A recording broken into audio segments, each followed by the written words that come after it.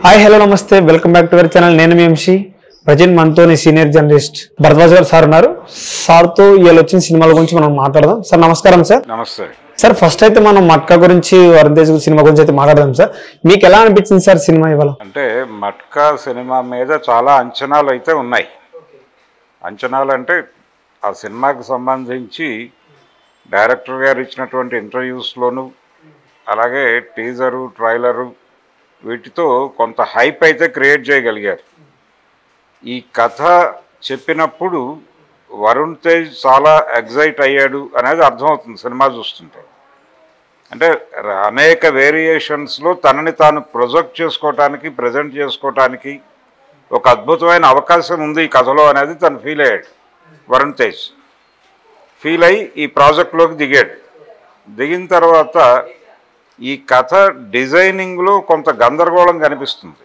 అంటే మట్కా అనేటువంటి దాన్ని ఎస్టాబ్లిష్ చేయటం అనే దాని మీద శ్రద్ధ పెట్టాలా అంటే ఒక ఫైనాన్షియల్ క్రైమ్, ఒక జూదం, ఈ జూద క్రీడ దేశ ఆర్థిక వ్యవస్థని ఎలా ఇబ్బంది పెడుతుంది అనేది చాలా ఇంట్రెస్టింగ్ పాయింట్. ఆ ఇంట్రెస్టింగ్ పాయింట్ మీద ఇంకొంచెం ఎక్కువ ఫోకస్ పెట్టి ఆ ఏరియాలో ఎక్కువ డీటెయిలింగ్ వర్క్ చేసి కథని అటువైపు నడిపుంటే బాగుండేది. నిజానికి ఆయన ఐడియా అదే, టైటిల్ పెట్టడం వెనకాల కథ కూడా అదే. కానీ అంత ఇంట్రెస్టింగ్గా నడిపేటువంటి ఎలిమెంట్ తన చేతిలో ఉంచుకుని ఆయన ఒక గ్యాంగ్స్టర్ స్టోరీ చెప్పే ప్రయత్నం చేశాడు. ఈ కథ చెబుతూ కూడా దాన్ని లైట్గా టచ్ చేసుకుంటూ వెళ్ళిపోవాలి. ఇది ప్రధానమైనటువంటి స్రవంతి. ఏది? ఒక జూదం, ఒక జూద క్రీడ దేశ ఆర్థిక వ్యవస్థని ఏ లెవెల్లో ఇబ్బంది పెడుతుంది అనేది ఒక కోణం. రెండోది క్రైమ్ వెనకాల, అంటే క్రైమ్ చేయటం, నేరం చేయక తప్పని పరిస్థితి, అనివార్యత కొందరి జీవితాల్లో ఉంటుంది ఇన్బిల్ట్ అనే దాన్ని ప్రాపర్గా ఎస్టాబ్లిష్ చేయాలి సినిమాలో. నేరాలు చేసే వాళ్ళల్లో రకరకాల కోణాలు ఉంటాయి. అంటే వైట్ కాలర్ క్రైమ్ చేసేవాళ్ళు ఒక స్థాయిలో ఉంటారు. ఒక సినిమాలో ముళ్ళపూడి వెంకటరమణ గారి డైలాగ్ ఉంటుంది. అంటే పెద్ద నేరాలు చేసేటప్పుడు పెద్ద కులాలకు ఉండే ధైర్యం చిన్న కులాలకు ఉండదు అంటాడు ఆయన. అది సామాజికంగా చాలా వాస్తవం. కొందరి జీవితాలు నేరం చేయకపోతే ఆ రోజుకి భోజనం కూడా దొరకని పరిస్థితి ఉంటుంది. ఆ అనివార్యతని కొంచెం ఎస్టాబ్లిష్ చేసి సామాజికంగా ఉన్నటువంటి, అంటే అదే టైంలో ఈ మట్కా అనేటువంటి క్రీడ ఒక బాధితుడు అతను డిజైన్ చేశాడు అనేది బాగానే ఉంది ఎస్టాబ్లిష్ చేయటం. కానీ దానిలో ఆ కథని నడపటంలో, డీటెయిలింగ్ వర్క్ చేయటంలో డైరెక్టర్ గారు కొంత కన్ఫ్యూజ్ అయ్యాడు. దాంతో ఏమవుతుందంటే ఒక రొటీన్ గ్యాంగ్స్టర్ సినిమా చూస్తున్నాం అనే అనుభూతి కలుగుతుంది. అంటే ఆ పోకడ అలా నడిచింది. అంటే ఓపెనింగ్ సీన్ చూసిన తర్వాత ప్రేక్షకుడికి అనేక సినిమాలు మదిలో మెదులుతాయి.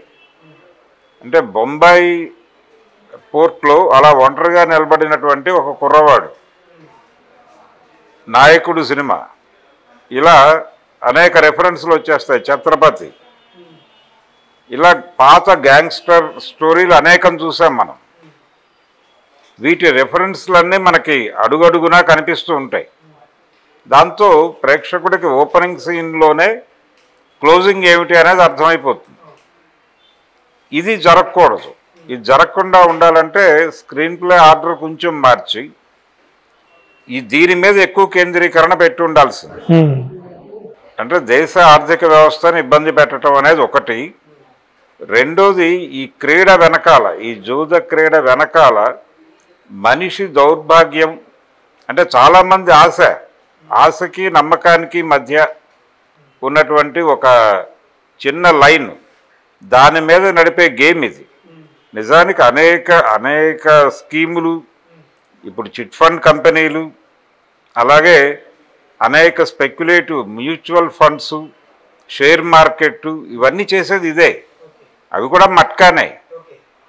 ఇలా ఒక కంపారిజన్ తీసుకుంటూ, అంటే చివరిలో ఒక మాట అంటాడు, దీన్ని ఇంకో లెవెల్లో నడుపుదాం, ఇది నిషేధించింది కాబట్టి ప్రభుత్వం అని చెప్పి దీన్ని ఇంకొక లెవెల్లో బెట్టింగ్ లెవెల్లో తీసుకెళ్దాం అంటాడు ఆయన. నిజానికి స్టాక్ మార్కెట్ కూడా అదే, మ్యూచువల్ ఫండ్స్ పేరుతో జరిగినటువంటి వ్యాపారాలు కూడా అవే. అంటే మనిషి ఆశని సొమ్ము చేసుకోవడానికి రకరకాల ప్రయత్నాలు జరుగుతాయి. ఈ ప్రయత్నాల్లో ఎంత దుర్మార్గం ఉంటుంది అనేది ఒకటి, దాని గురించి కొంచెం విస్తారంగా మాట్లాడి ఉండొచ్చు. లక్కీ భాస్కర్ సినిమాలో కొంత ఆ ప్రయత్నం జరిగింది. ఇక్కడ కూడా అంతకంటే ఇంట్రెస్టింగ్ పాయింట్ ఉంది. దీనిలో ఒక సామాజిక కోణం ఉంది. అంటే ఎక్కడి నుంచో వచ్చినటువంటి ఒక కాంతిసీకుడైనటువంటి కుర్రాడు, ఏమీ ఉండదు అతను, అక్కడి నుంచి బలవంతంగా గెంటివేయబడి ఇక్కడికి వస్తాడు. వచ్చిన అతను జీవితంలో ఎంత స్ట్రగుల్ పడతాడు అనేది ఇంకొంచెం ప్రాపర్గా డీటెయిలింగ్తో వర్క్ చేసుంటే బాగుండేది. కానీ ఇది హీరో పాత్ర అనేది ఫిక్స్ అయి ఉన్నారు అక్కడ. ఎప్పుడైతే ఫిక్స్ అయ్యారో రొటీన్ ఫార్ములాలో వెళ్ళిపోయింది క్యారెక్టర్. ఓకే, దాన్ని చాలా ఎమోషనల్గా లేపాలి, ఆ క్యారెక్టర్ని లేపటం అనే దాని మీద ఎక్కువ ఫోకస్ పెట్టి డీటెయిలింగ్ మీద వర్క్ చేయటం దగ్గర ఫెయిల్ అయింది. దాంతో చాలా సన్నివేశాలు పేలవంగా వెళ్ళిపోతాయి. మంచి డైలాగులు రాశాడు ఆయన కరుణ్ కుమార్. ఆ డైలాగులు కూడా ఆడియన్స్కి రిజిస్టర్ అయ్యేలాగా లేవు, కనెక్ట్ అవటంలో కొంత లోపం జరిగింది. అలాగే క్యారెక్టర్లు, అలాగే భార్యాభర్తల మధ్య జరిగేటువంటి ఘర్షణ, హీరోయిన్ క్యారెక్టర్ని సెలెక్ట్ చేసుకోవటము, ఆ క్యారెక్టర్ డిజైనింగ్ బాగుంది కానీ వీళ్ళిద్దరి మధ్య జరిగేటువంటి ఒక ఎమోషనల్ జర్నీ, ఆ ఎమోషనల్ జర్నీని కూడా 2-3 సీన్స్లో టకటకా తేల్చేశాడు. ఆ తేల్చేయటం అనే దగ్గరే తనే రొటీన్గా ఫీల్ అయ్యాడు కథని. అంటే తను తీసుకున్నటువంటి ఎలిమెంట్స్ మంచి ఎలిమెంట్సే, ఒక అద్భుతమైనటువంటి కథ అయి ఉండేది ఇది డెఫినెట్గా. కాకపోతే ఈ సినిమా మొత్తం మీద వరుణ్ తేజ్ కష్టం కనిపిస్తుంది. భిన్నమైనటువంటి వేరియేషన్స్ చూపించడానికి అవకాశం ఉన్నటువంటి పాత్ర తనకు దొరికినప్పుడు ఒక నటుడు ఏ రేంజ్కి వెళ్తాడు అనేది ఈ సినిమా చూస్తే అర్థమవుతుంది. వరుణ్ తేజ్ అభిమానులకి ఇది విందు భోజనమే. తను అన్ని రకాల షేడ్స్ పలికించాడు ఈ సినిమాలో. చాలా బాగుంది. అంటే ఇప్పటివరకు తను చేసినటువంటి క్యారెక్టర్లు ఒక ఎత్తు, ఈ సినిమా నెక్స్ట్ లెవెల్లో నడిచింది అతని వరకు. అలాగే హీరోయిన్ క్యారెక్టర్ చేసినటువంటి మీనాక్షి చౌదరి కూడా రెగ్యులర్గా అమ్మాయి మంచి పెర్ఫార్మెన్సే ఇస్తోంది. తనకి వచ్చిన ప్రతి అవకాశాన్ని వినియోగించుకునే ప్రయత్నం చేస్తోంది. అయితే ఈ సినిమాలో కూడా అలాగే వెళ్ళిపోయింది క్యారెక్టర్. ఆ క్యారెక్టర్లో ఇంకొంచెం అంటే వాళ్ళిద్దరి మధ్య రిలేషన్ని ప్రాపర్గా డ్రైవ్ చేసి ఉంటే ఇంకొంచెం హృదయంగా దాని మీద ఎక్కువ మనసు పెట్టలేదు డైరెక్టర్. ఎందుకంటే తను కూడా రొటీన్ ఫీల్ అయ్యాడు, అది ప్రాబ్లం. అలాగే తను ఎత్తుగడ బాగుంది. హీరోయిన్ క్యారెక్టర్ని అతను పరిచయం చేసిన పద్ధతి బాగుంది డైరెక్టర్. తీసుకున్న నేపథ్యం బాగుంది. ఆ నేపథ్యాన్ని ఇంకొంచెం బలంగా వినియోగించుకోవడంలో ఫెయిల్ అయ్యాడు. అంటే రకరకాల ప్రెజర్స్ ఉన్నాయి అతనికి. పలాస సినిమా తర్వాత ఆయనకు ఒక ఇమేజ్ వచ్చింది. ఆ ఇమేజ్ నేపథ్యంలో ఆ తర్వాత వచ్చినటువంటి సినిమాలు ఇబ్బంది పెట్టినాయి. దాంతో ఈసారి తను చేస్తున్న సినిమా ఇది డెఫినెట్గా ఆడియన్స్ని, అంటే ఇప్పుడు ఒక కొత్త ప్రపంచంలోకి తీసుకెళ్ళుట అనేది ఒక ప్రోగ్రాం ఉంది ప్రతి డైరెక్టర్ మీద, అదొక భారంగా మారింది. ఆ భారం ఇతని మీద కూడా పడినట్టుగా అనిపించింది ఈ డైరెక్టర్ మీద కూడా. దాంతో తన ధోరణికి తను అంటే పెట్టుబడి పెడుతున్నటువంటి ఇన్వెస్ట్మెంట్ని జాగ్రత్తగా రిటర్న్ చేయాల్సి ఉంటుంది అనేటువంటి బాధ్యత, ఆ బాధ్యత వేసినటువంటి ప్రెజరు, ఆ ప్రెజరు తన న్యాచురల్ థింక్ ప్రాసెస్, ఈ రెండిటి మధ్య ఒక గ్యాప్ కనిపించింది. ఆ గందరగోళం ఉంది సినిమాలో. ఆ గ్యాప్ ప్రతి చోట కనిపిస్తుంది. ఫస్ట్ హాఫ్ పర్లేదు, సెకండ్ హాఫ్లో ఎమోషన్స్ ప్రాపర్గా పండలేదు. కానీ యాక్షన్ ఓరియంటెడ్గా సినిమా వెళ్ళిపోతుంది. ఆ సినిమా ఏ మేరకు సక్సెస్ అయినా అందులో మేజర్ షేర్ వరుణ్ తేజ్ది. నిస్సంకోచంగా తను ఒంటి చేత్తో నడిపేశాడు సినిమాని. అలాగే బ్యాక్గ్రౌండ్ స్కోర్ జీవి ప్రకాష్ చాలా బాగా చేశాడు.